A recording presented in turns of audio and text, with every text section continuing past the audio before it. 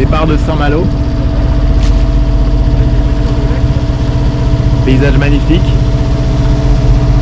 Là on est en train de détacher les haussières à l'avant. Et on s'échappe du chenal. Ça c'est Fort Lalatte, qui est assez connu, avec le phare de Cap Fréhel juste derrière et quelques éoliennes offshore.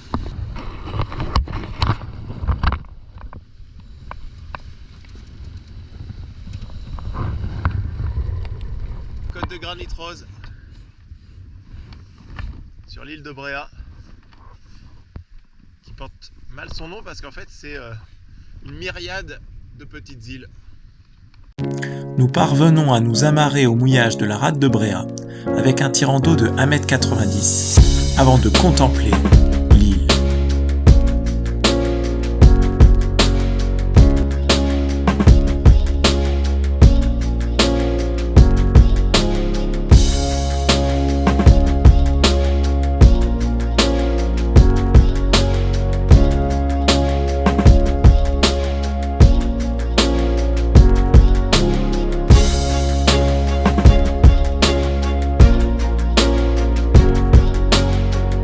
La citadelle et des verreries.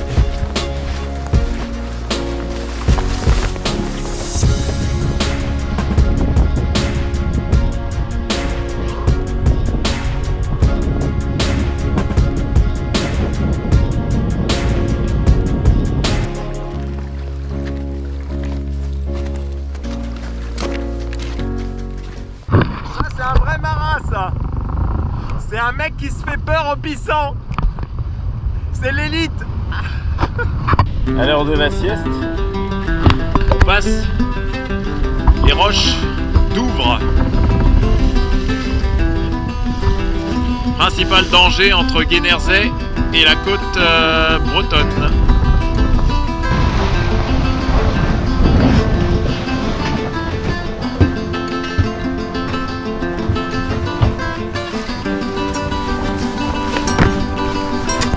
Là, on est parti ce matin de Bréa, où on avait mouillage.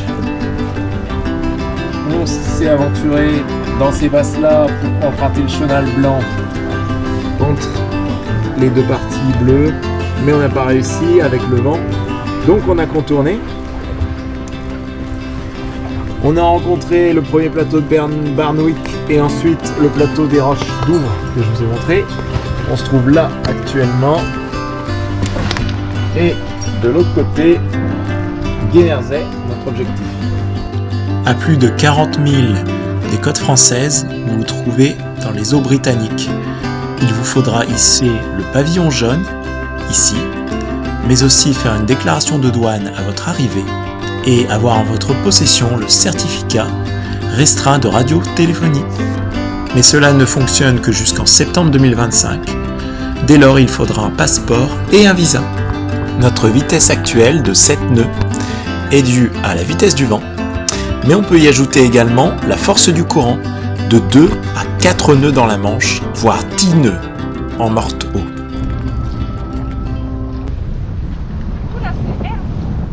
Ouais. C'est vrai qu'on dirait qu'on Là, on frappe la mare arrière avant d'arriver au port. On a déjà fait à l'avant et on a installé les pare-battes. L'entrée est super étroite. On s'est amarré au ponton visiteur à la Bossette Arena. Vous voyez, le passage est assez étroit, mais le jeu en vaut la chandelle. Face à l'île de Hermes et de Sercq, nous avons privilégié la Bossette Arena, abritée de la vie de grand vent. Le Fort d'Oyle se dresse à la pointe nord d'une île de 78 km², de 10 km de large par environ 10 km de haut, et qui abrite 63 000 habitants. L'île se sépare du duché de Normandie et de la France en 1204 en restant fidèle à la couronne britannique. Elle lui restera fidèle, avec pour seul changement l'invasion allemande et la libération en 1945 lors de la Seconde Guerre mondiale.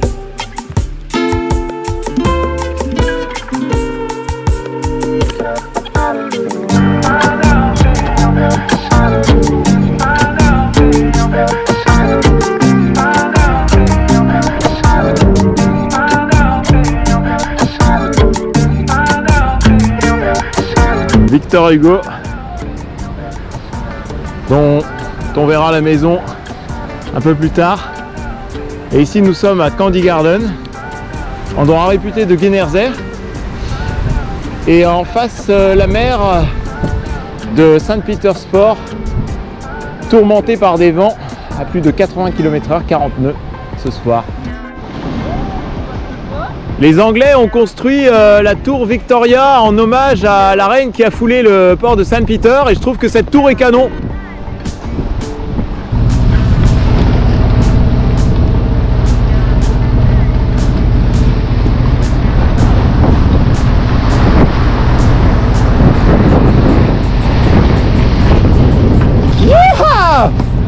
C'est plus facile aujourd'hui. Ouais.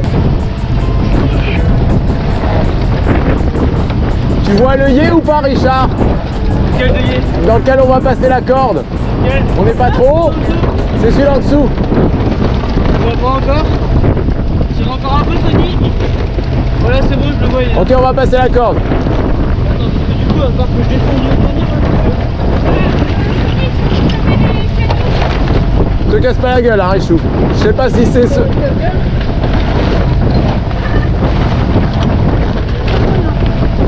c'est chiant la sonde. Putain, tu veux plus longtemps. Pratique quand t'es de l'autre côté, il est content de ce côté-là. Alors, le riz, il est où? La corde grise, ouais. On fait le tour de la bombe par en dessous.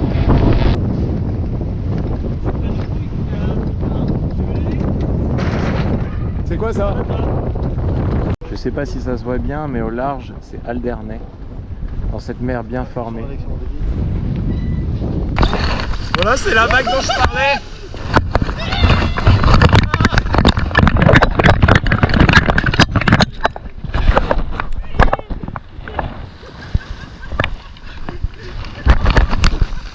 Attention! On va porter le...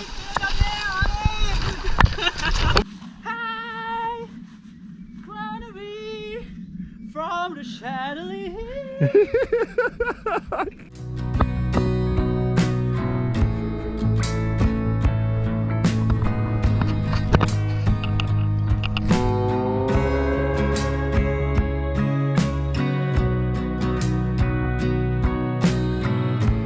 Au large de l'île d'Alderney à bâbord et de Cherbourg à tribord, au large de l'île de Guernsey,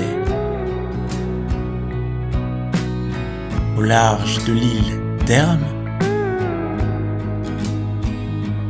l'île de Sercq, appartenant au bailliage de Guernsey, de 5 km², nous fait découvrir une beauté résolument sauvage, parsemée de quelques notes musicales dans le pub L'Avenue.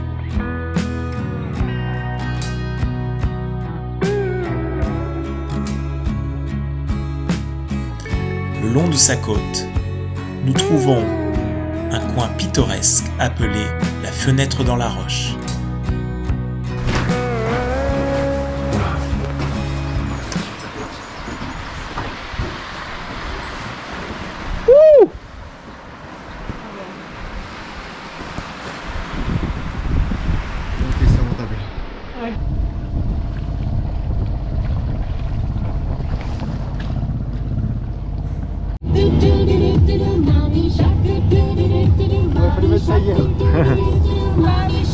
Donne-moi le saut.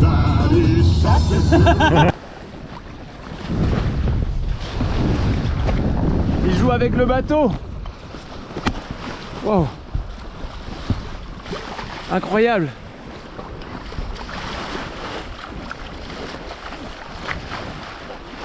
Hello.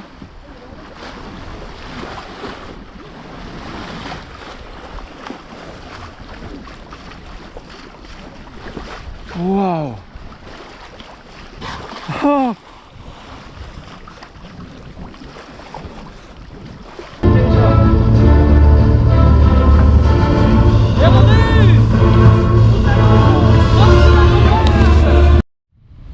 Le cap de Carteret avec son phare, le chemin des douaniers, ces plages découvrantes et ces grottes. On franchit le seuil avec 1 mètre de marge. Tout à l'heure, il y avait l'alarme qui bipait parce qu'on n'avait que 20 cm. Autre difficulté dans la Manche, les ports ouvrant 3 heures avant et après la marée haute.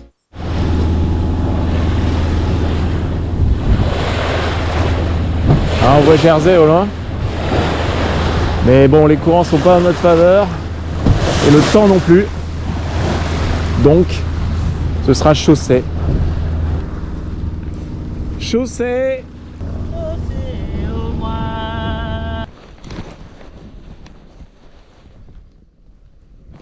Bateau.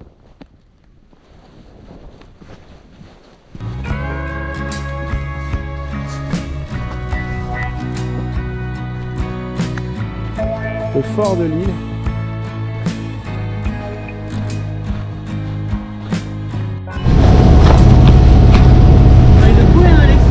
Ouais, je les vois.